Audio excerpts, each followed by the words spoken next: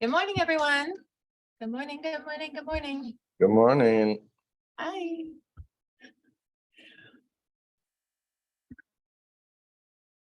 Hello, hello. Just waiting just a couple minutes for my co-hosts. I am not Mike Mack.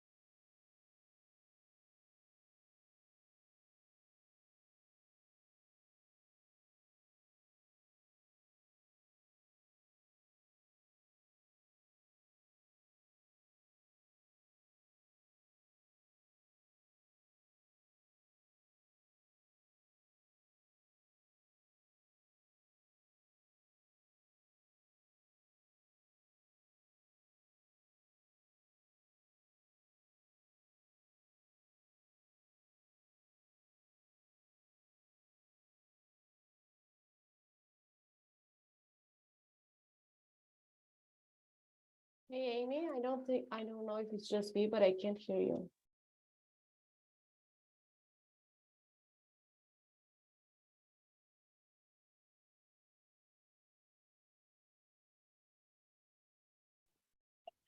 Yeah, I heard whoever that was too.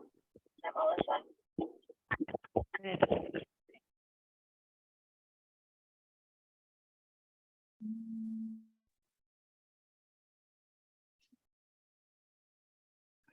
Okay, can you hear me now?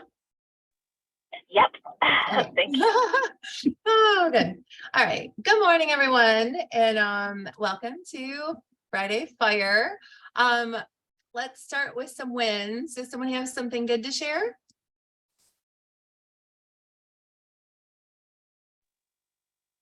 I do. I have I got a new listing today, yesterday, and it was just funny because it's the guy. I just sold him the condo last year, and then he kind of ran out of money and needed to cash in on it. So it's like boom, he decided to sell it yesterday. I got it listed. We're having an open house tomorrow. It all like happened really fast. Hey, that's a good thing. I love that. That's great news, Sharon. Ashley, you got something? I do. My listing finally had an accepted offer a week ago or a week and a half ago, and we got the appraisal scheduled yesterday and the inspection went well. So hopefully we can make it to closing. Awesome. I love that. Anyone else have something cool to share? No? I do. Oh, Stace, go ahead. I mean, it's like not cool, but it's very helpful.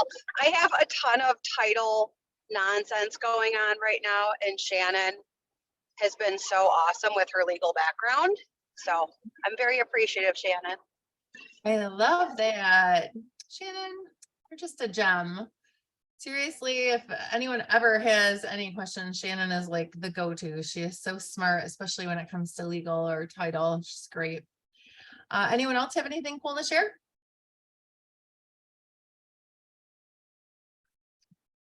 Okay. I actually just got a accepted offer on the 4th of July. So I was really excited about that. While I was out a boat, I was like, oh, this is great. They went to an open house. Awesome. And, yeah, they went to open house on Sunday and got the offer accepted on Tuesday. So I was excited about that.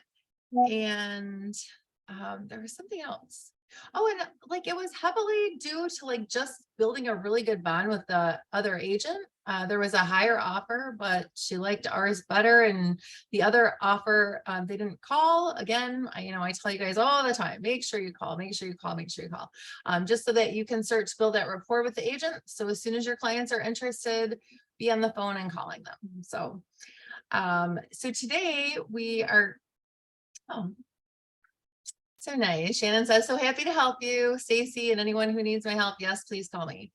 And as we're talking today about our topic, I think it's really important to keep that in mind. Okay, so sometimes when we're new agents, or even if we've been in the industry for a while, we get nervous about asking dumb questions. Okay. And how do we really put our clients first? We ask those questions, whether they're dumb, not dumb, whatever. You would rather know the actual answer and not guess. And the reason is because real estate mistakes are very, very expensive. They are incredibly expensive to make. And you don't want to make a mistake. You want to do your best to protect your buyer at all times and to protect your sellers at all times and do the things that are in the best, putting them first and putting them in the best light throughout the process. So part of that is, digging deep, protecting them, which is why we get, title insurance and all that. So as we're going through today's topic, I really just want to focus on how we can put our clients first at all times. So one of the things that I keep hearing, and there's been several agents, and I made a very expensive mistake a long time ago. So I had a listing and they did not want to include their appliances, and we did not put them in the MLS. But someone had written a contract, and in their verbiage of their contract, they asked for the appliances. Well, I didn't even see it. It was in a space that I wouldn't even have looked normally. And so it was just this, contract I hadn't seen before, but I did not look at the details of that contract. Well, in that contract, they had asked for the appliances. Well, they were brand new. And we were at the closing table and my client said something about them. Oh yeah, we're glad we're taking them with us or whatever. And they were not happy at all. And it cost $3,000. I ended up paying towards appliances because of that. And so my commission obviously was affected greatly by that. And so part of you as a listing agent working in the best interest of your clients is you're going to want to read the contracts that come through. You don't want to miss something like that. And it's easy to do because there's pages and pages of writing. So that's one thing. One huge tip is always read, even if you're the listing agent, make sure you read the details. The other part on the listing side of things are exclusions, like those bigger things. There could be something like maybe they have a decorative fireplace or TV wall mounts. That's one that gets overlooked a lot. An agent that I know, I won't name a name, they had a heater in the garage. The sellers wanted to take that with them. So really, when you're sitting there at the table with the listing documents, make sure you go line by line of, hey, are there any things that you may want to be taking with you? I mean, I've had people want to take like decorative mirrors in a bathroom. Like if it wasn't, my dog is like going crazy in the background, but it wasn't a more formal built-in mirror. It was like a decorative one and they wanted to take that with them. Well, that did not go over well with the buyer. So just being mindful of those things and maybe doing some memory jogging things while you're at the table with them. Like, you plan on taking the playscape? Are you, what about the jacuzzi? Do you have curtains that maybe match your baby's bedroom or your master bedroom comfort or something like that? Seeing some of those memory joggers so that your sellers can be thinking, oh, I do want to bring this with me. I do want to take that with me, something like that. That's important. And just keep that in mind. Those can be, again, expensive things. I had a decorative fireplace once and I had to buy that. So that really sucked. But you learn those as you go. And here, Shannon, bigger things that get missed are contingencies on sales. That's a great one.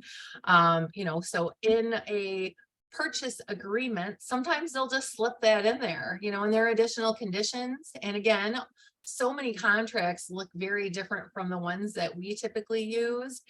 And look at Jake cruising. Great day to have the top down, buddy. But so many people, I didn't mind, but so many people are, using different contracts than we're used to. And especially if you're new and you haven't seen or been exposed to a lot of contracts, knowing where to find their additional conditions is important, right? Because they could just throw on, I think could put out a great offer. It could be a cash offer, but what if it is contingent upon the sale of their property? That would obviously change things greatly. So, or sometimes it'll say cash, but then you look at the additional conditions and it really is like a hard money lender, or it's some other like alternative to cash that they're withdrawing, something like that. Let's see. Yes, let's read the contract. Yes, so that's very important. So just always keep that in mind. The other thing is, when you're able in a situation to do an escalation clause where you're, going over, it's a $200,000 house and you're willing to go 2,000 over the next highest offer up to whatever, 225,000, putting that in there. I always say that's a protection for your buyer. So they're not grossly overpaying on a property. And that's one way that you can protect them when putting in an offer.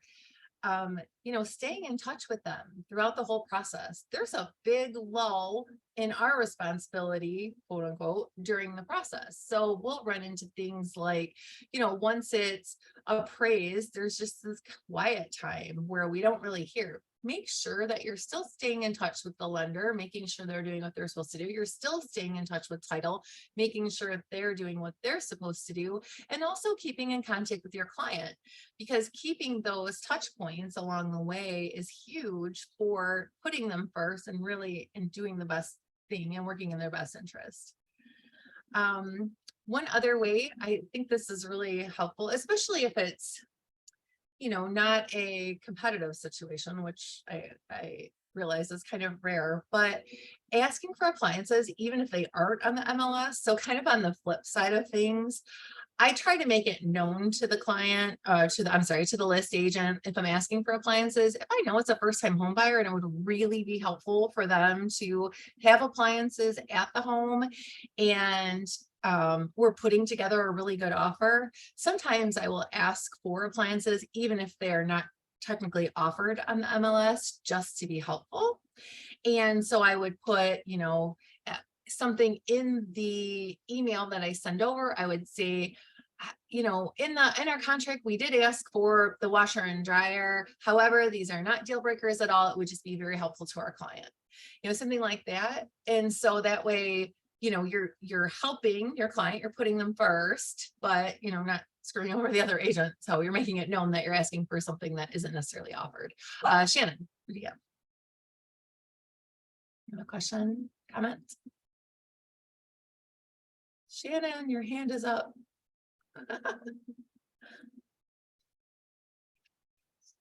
No? Okay. Okay, so then, I'm so sorry, are you muted? oh, no, I can hear it. Can you hear Hi. me? Okay. I can I hear couldn't you. figure out how to unmute my phone. I'm sorry. So I had a weird situation with appliances. I had a listing that we only had kitchen appliances listed on the MLS, not the washer and dryer. But the seller disclosure, they actually checked yes on the washer and dryer. It wasn't part of the list contract. It wasn't part of the MLS, but they battled us tooth and nail because it was checked on the seller disclosure that those two items were there. So my clients ended up leaving their washer and dryer over this. It was awful. So those are like, I don't know. It was just a weird thing. And they considered it because it was checked in that seller disclosure. It was part of the deal as well. Yes, I have had that. I've had people fight me on that as well. I've had people, I usually refer back to the MLS. Lisa, do you have any like insight for that if it's checked on the disclosure? Maybe.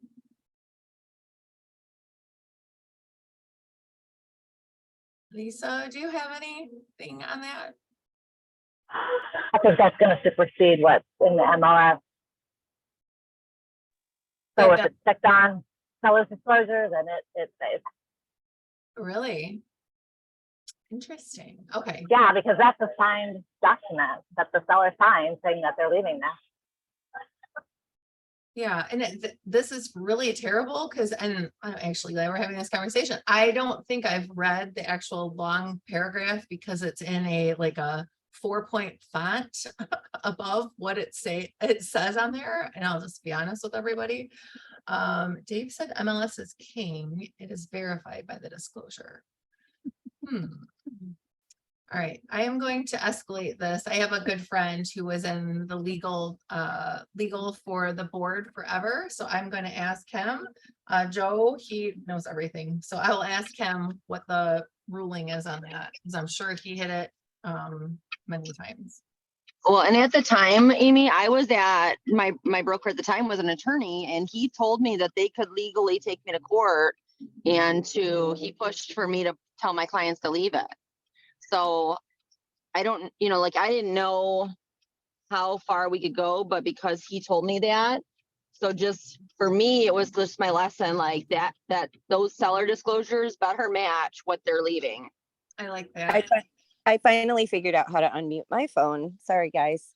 So yes, that little sentence in Michigan. So we do have people from other areas on this call. So in Michigan, our seller's disclosure statement says the following items are in working order and are staying with the property. So yes, technically, if they check yes on the seller's disclosure, that is them saying, and I do say that to my clients when I tell them to fill out the seller's disclosure, these are items you're leaving and they're in working order. I try to explain that. And then the second part is, I always say, even if it's on the seller's disclosure, MLS, none of that counts. What counts is what's in your purchase agreement, really. That's what I always say. So. Okay. But Shannon would know more with legal, if they sued, what would happen? That's a different story, right? For sure. No, and I think that's important. So that leads me to this is my hard rule. Number one and most important is get absolutely everything, every single thing in writing. Never guess, never assume, never anything. I mean, I've had some of the craziest things happen that have been verbally said, but not put in writing, like they're in the house and, one of the homeowners is there and they'll say, oh yeah, we'll just leave this, this, and this. Well, if they don't leave it, your buyer is going to be mad. Or, oh yeah, we'll be out in 15 days, no problem. And if we offer 30, they can take all 30. So absolutely everything that has been in writing. I'm sure anyone who has had a transaction has had something that was verbally said that was not brought to fruition. Anyone have a good example of that? That was, or a bad example of something that was not in writing that came to bite them at some point? Nobody. So I have a funny story. I had a client, we did a walkthrough and the people were there. And so I had the buyers and the sellers there. And I was the sell side, so this list side. And my clients had planted a couple rose bushes and then a memory plant of some sort. And so she had said, we did put in there that they were going to remove a couple items, right? So like 2 rose bushes and whatever. So that was in there. And the client that was buying was like, oh yeah, you can take whatever you want. Well, they did. They took all of the landscaping on the one wall, and then they came back and said, you've got to replace, because in our agreement, you only said the 2 rose bushes and then the 1 memory plant. And because it was verbal, they just assumed that was whatever. So they ended up having to go and buy them, I don't know, X amount of dollars at Lowe's to fill in those extra 4 or 5 areas that they took. Because of a verbal agreement. I'm like, oh my God, guys, you can't do that. No, and that's a perfect example. That's a perfect example. Anyone have anything else that maybe they, something wasn't in writing and people assumed and it Well, Amy, you already mentioned the TV mounts. That's a big one. Yeah. Like I always try to ask, you guys taking those TV mounts? Or are you just going to buy new ones at your new place? And bar stools. That was like a really funny one too. Like bar stools in the kitchen. I always, people just, if they're there, they assume they're staying, that kind of thing. So yeah, you want to get all that in writing. Yeah, I had it was like a window seat with like shelves on both sides, and you would have thought that was staying. I mean, it looked like furniture, but it was not attached. It was something they bought separately, so they took that. And I remember my buyer was pretty bummed about that. Recently I had an estate, and hot tip, this is one that I picked up I don't know, in the last couple months, and it was, if you're doing an estate, like you can tell it's an estate home, or maybe it's listed in the MLS or something, it's a vacant home. This is if you're writing an offer to seller can leave any personal items they choose for their convenience. Okay, which means they don't have to get a dumpster, they don't have to get a hauling company, they don't have to do, you know, a yard sale if they don't want to, or haul everything to Goodwill. Like offering that to push your offer to the top, it has worked for me like 2 times for sure, that it set my offer apart from the other ones. So highly recommend that.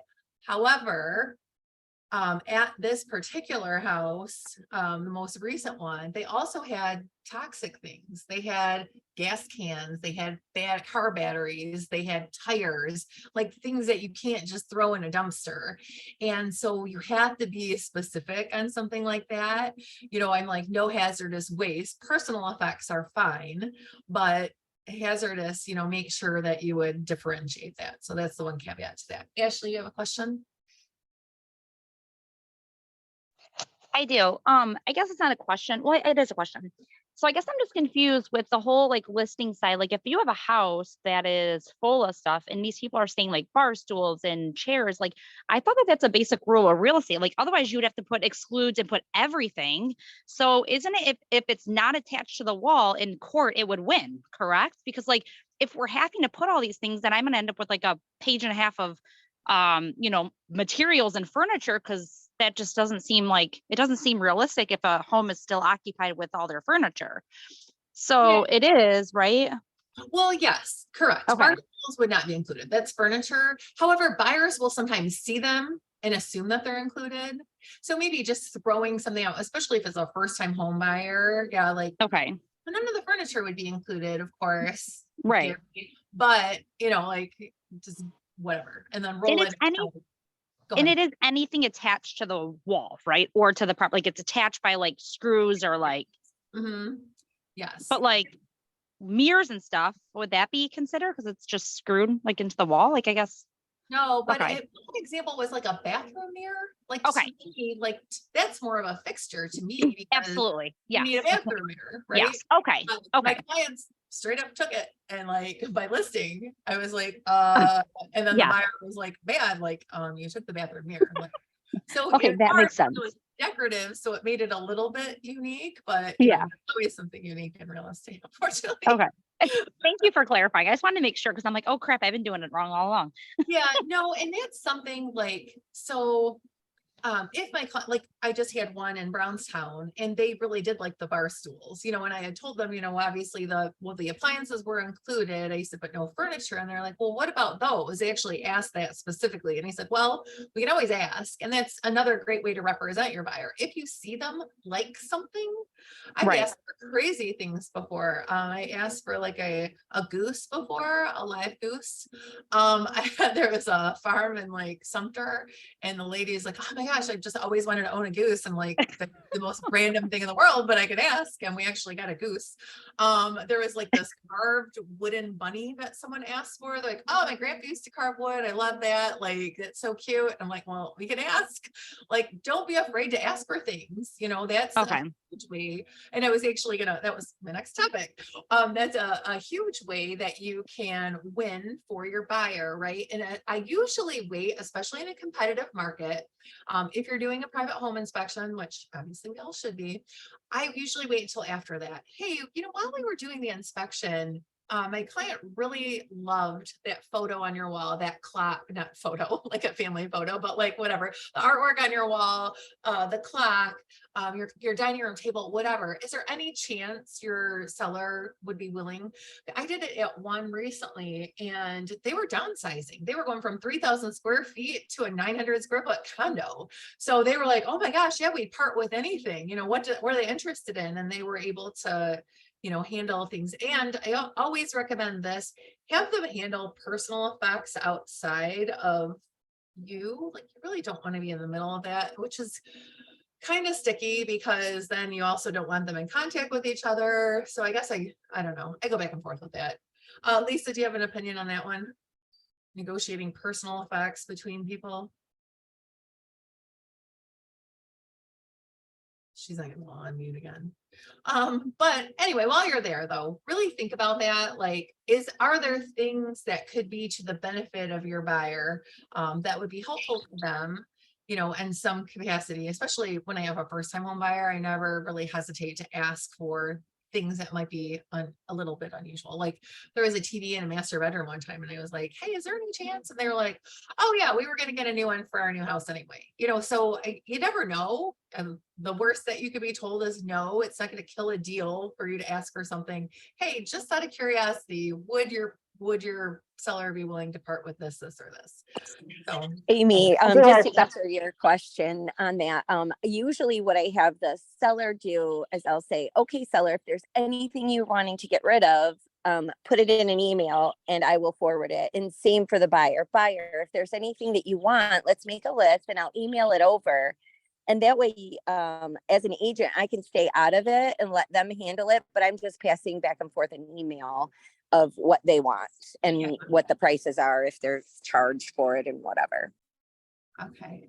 Sharon says she does a separate bill of sale for them, which, would be an option as well, for sure.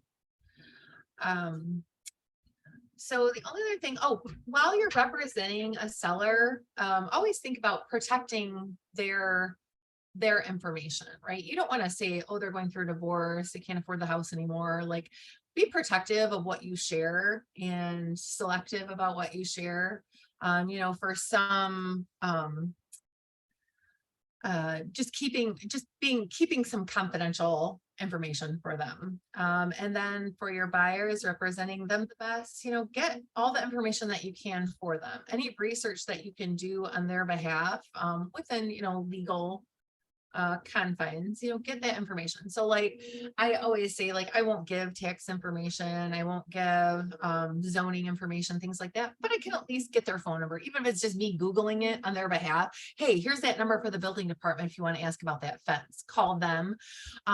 It's a little stupid thing and easy, and again, they could Google it, but there's like a level of service that's kind of above and beyond if you do something like that on their behalf.